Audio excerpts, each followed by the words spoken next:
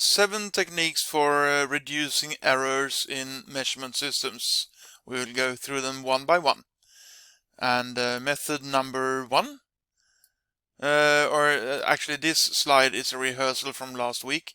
This is a typical measurement system where you have your input and your output, and your input is also disturbed by a modifying input which has a modifying sensitivity, and you have the nonlinearity as well. Then you have the bias here, and you have the interfering input like that. Then you have the dynamic response, which is how the system responds before it settles. So method number 1 is to deal with the nonlinearity that was part here. How can you reduce that nonlinearity? Well, if you have a nonlinear function, you can always use put that through another nonlinear function, and the result would become quite linear. So that is the case of something called a deflection bridge and a thermistor, where the thermistor by itself by nature is quite unlinear, and the deflection bridge is also unlinear, but together they become quite linear, not perfectly linear. Now, that was very popular technique a few years back, but now we have calculators, so if you know the expression for that one, then you get a really good linearity function from that, because you have here, instead of a deflection bridge, you would now these days have a microcontroller or a microprocessor to deal with the nonlinearities from that one. Method number 2 now, and number 3 deals with the environmental effects. So let's go back here. If we can deal with this and deal with this, the system as a whole becomes a better system. So we can deal with this by either removing the input itself, or reducing the sensitivity that it has to that certain input. And the same goes here. So if you have a pressure sensor that has a parasitic sensitivity to temperature, well, then you can do something about it by either removing the temperature or removing the sensitivity. So let's look at that. For example, you can isolate the environmental effects. That means that the inputs are removed. So if you have a system that is very, very sensitive to thermal changes, well, you can have a thermally stabilized chamber like this and have your equipment in there. Then, even though the temperature outside here varies, inside it's very, very stable. Of course, that's not a very cost-effective version, but still, if you have highly sensitive equipment, then maybe you have to go through something like that.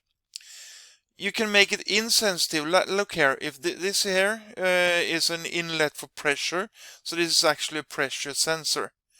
Well, if that was glued to a board like that, and the board suffered from thermal expansion, it widens when you heat it up, well, then this little chamber here would also be deformed.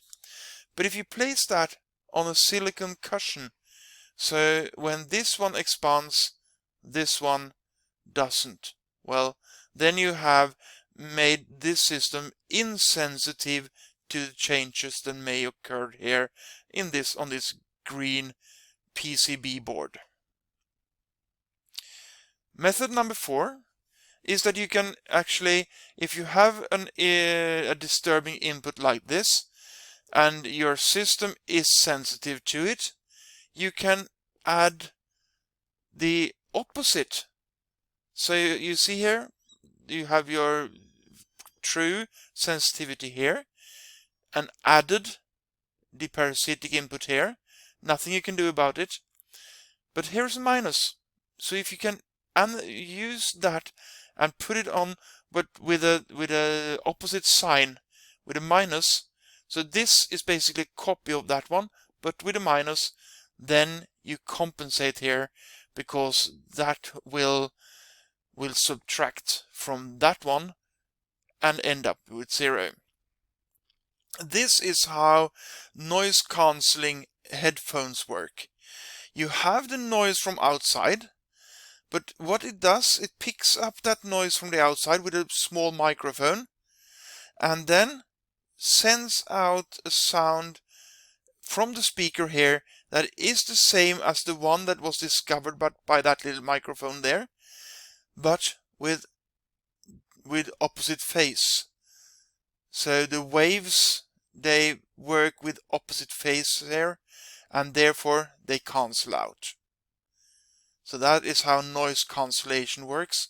It works by actually having the environmental input from the outside noise and adds it with the opposite sign and cancels out the one that was originally there. Method number 5 is a differential system. So you may have something that the whole thing with the sensitivity and everything is here, but with a minus sign. But then you got to have the input with a minus sign as well. So the opposite signs of the inputs, but the interfering environmental input here, of course, has the same sign. So let's look at this with a system here. You have pressure 1, pressure 2, and it sends air or gas into 2 bellows. Bellow in Norwegian is belg. So when you have pressure here, this bellow will expand and this one will expand, but the one with the highest pressure expands more, and thus this rod here will bend to one side. Then you have something called strain gauges here that detects the strain when this rod here bends over to one side, but they are temperature sensitive. But see, when this rod bends over to the left, for example, this one is compressed, but this one is stretched. So they have opposite responses to the bending of that rod in the middle. But the temperature is the same on that side and that side. So they have different inputs. They both have the interfering input, but that one will cancel out that one, but this one will double with that one. So you have 2 times the response that you had originally if you only had one set here. And it also cancels out the temperature dependency.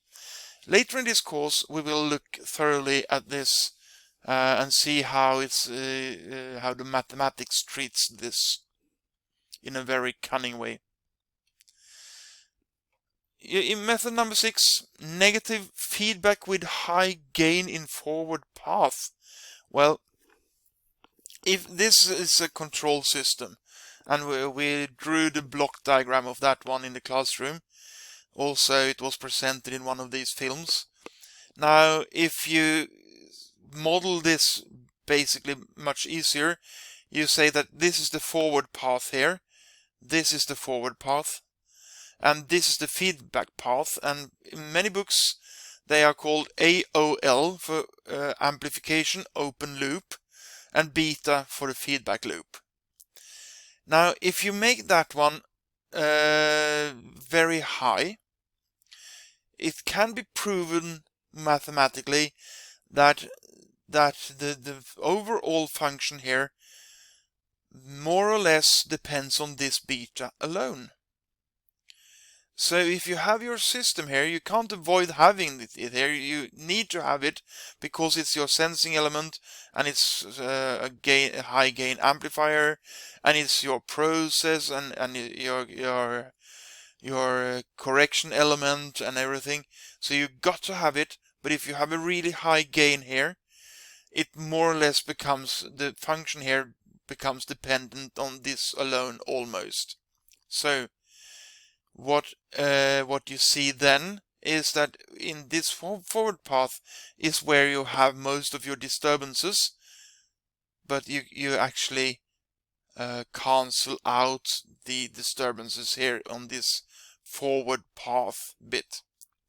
can be proven mathematically, and may be proven mathematically in the classroom if you want.